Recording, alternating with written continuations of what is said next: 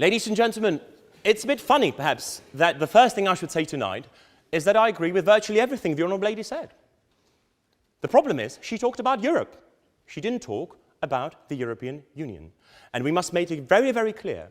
There's a clear distinction between our place in Europe and our place in the European Union. And in fact, I think it is the ultimate Eurosceptic argument to say that Europe and the EU are one and the same thing. And that's something I definitely don't want to fall into tonight. What I find very interesting about this debate, ladies and gentlemen, is the way in which the argument has changed over the past couple of years. Whilst it used to be a pretty negative, nasty, a bit unpleasant, a bit of a brown argument, it is now the optimistic argument. It is now the people on the proposition benches who are using fear and pessimism to convince you to vote with them. I find it a bit interesting that it is me as a Tory, a Conservative, who is challenging the status quo. And it is the Liberals, it is Mr. Clegg, who is defending the status quo. Ladies and gentlemen, we are now offering the truly forward-looking, optimistic, the truly internationalist and globalist argument. They believe Britain's best days are behind us. I'm convinced they lie ahead of us, ladies and gentlemen. So let's talk about trade first, before I move on to discussing other issues. Because first of all, we must dispose of this silly argument that our trade with Europe is somehow contingent on our membership of the European Union. The proposition bench will have you believe that the Germans will stop selling us their cars if we pull out from the political union, that Greece will stop selling us their olives, that people on the continent will stop drinking Costa coffee if we withdraw from the European Union. Do you really believe that is the case, ladies and gentlemen? The EU has a trade deficit with us, meaning that they sell more to us than we sell to them, meaning that they are more dependent on us than we are on them.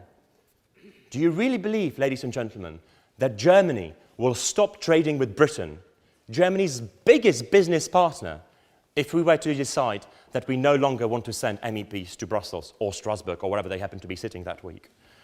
Of course not. It might be interesting and relevant to look at the history of Britain's relationship with the European Union. In 1973, when we first joined, Britain truly was in a dire economic state. That's because it's before Margaret Thatcher, just to let you know. We had a 3-day working week. There wasn't enough electricity for you to switch the lights on in your house, ladies and gentlemen. Skyrocketing inflation, huge, absolutely staggering mass unemployment figures. And then we looked over the channel, and the continent was experiencing unprecedented levels of growth. It was booming. Well, no wonder we looked across the channel and thought, hang on, we want to be part of that club as well. The then 9 members, including the UK, accounted for 36% of the world economy. That was the club to be a member of. And the fact that Britain joined in 73 was the right decision, and this country benefited hugely from it. How things have changed. Look at Europe today. It is the world's only shrinking trading bloc. Whilst this country has experienced a long period of stable economic growth, the EU has been flatlined for the past 7 years. The structure of the world economy has changed fundamentally. It is no longer this Western EU and US dominated market structure. It has become a much more multilateral market structure. And we must adapt to that. And the issue is, we can't if we stay in the European Union. But it's not quite as bad as in the EU across the globe. Other countries have been booming. India, China, growing by 7%. Kenya, Nigeria, growing by 6%. We have seen double-digit figures of economic growth in Central Asia. And these countries all want to trade with us, because we are one of the leading major economies in the world, and don't let anyone tell you otherwise. But guess what? We can't sign our own free trade agreements with them, because our free trade agreements with those nations are negotiated on our behalf by the European Union.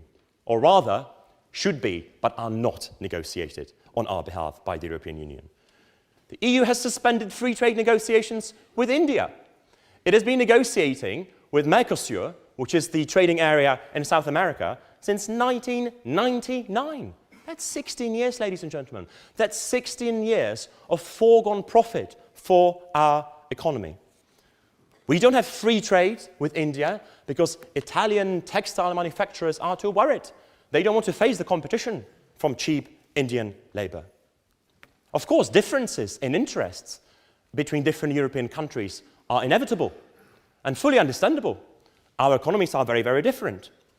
And the issue with that is that whatever agreement you end up with will always be based on the lowest common denominator, which cannot and does not satisfy Britain. So just think, ladies and gentlemen, think about this for a second. There are booming economies out there, whilst we locked ourselves into the world's only shrinking trading bloc. A trading bloc with diminishing importance economically on the international scene. In a bloc which is more economically dependent on us than we are on it. And you are saying that we on the opposition benches are anti-trade? Of course we want to trade with Europe. And of course Europe wants to trade with us. But to believe that Europe will stop trading with us if we decide to withdraw from the European Union is ludicrous. And you know why? Because they have nothing to gain from it. Because they want to trade with us. Because it's beneficial for all parties. But ladies and gentlemen, I'm going to make a very radical point here. It's not all about the money. Whilst I fundamentally believe that my argument that I have presented to you is sound and holds and is convincing, there is another very important question at hand. And that is the question of democracy and due political process. Admittedly, I was astonished that the Honourable Lady defended our continued membership of the European Union on the grounds of democracy. That apparently it is good for our democracy that we are in the European Union. Now, ladies and gentlemen, when we joined in the 70s, the European Economic Community, what it was then, was a loose organization, a free trading area. Well, it's very different now. It has a flag. It has a foreign ministry.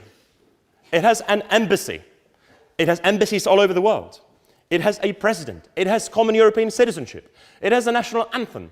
It even has the annual National Tree of Europe competition. Now, some countries and some EU representatives are saying that we should have a common European army. Some are saying we should have an elected European president. Well, thank God we are NATO, so that we don't need an EU army. And the issue with people saying that, ladies and gentlemen, is that those arguments are based on an abstract, emotional attachment to this idea of United States of Europe. I am sure I don't have to go into the undemocratic and unaccountable structures of the European Union. I have a funny feeling that my fellow speakers on the opposition benches might have something to say about that.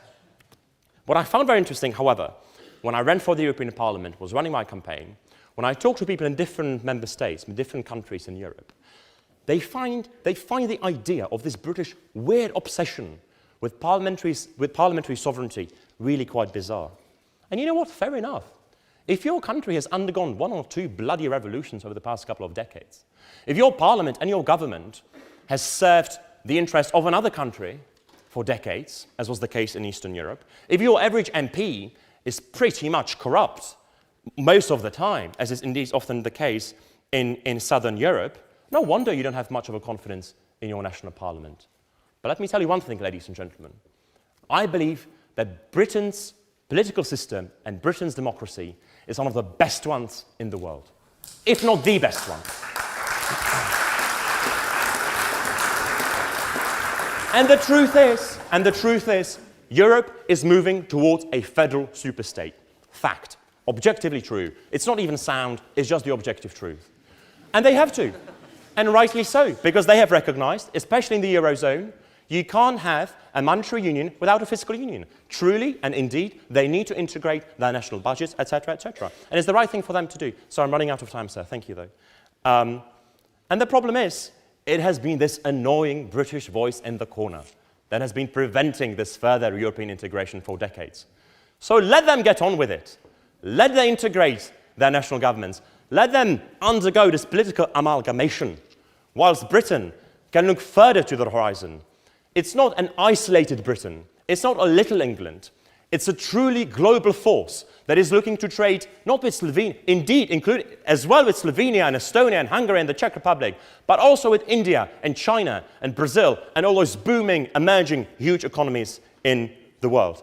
This referendum, ladies and gentlemen, is a once-in-a-generation opportunity. And we mean this. We're not like the S&P. It really is just for once. To come up with a better, a more comfortable relationship between Europe and the United Kingdom. Those of you who, unlike me, have the experience of being in a relationship will know that sometimes it's just better to get out of it and find someone else.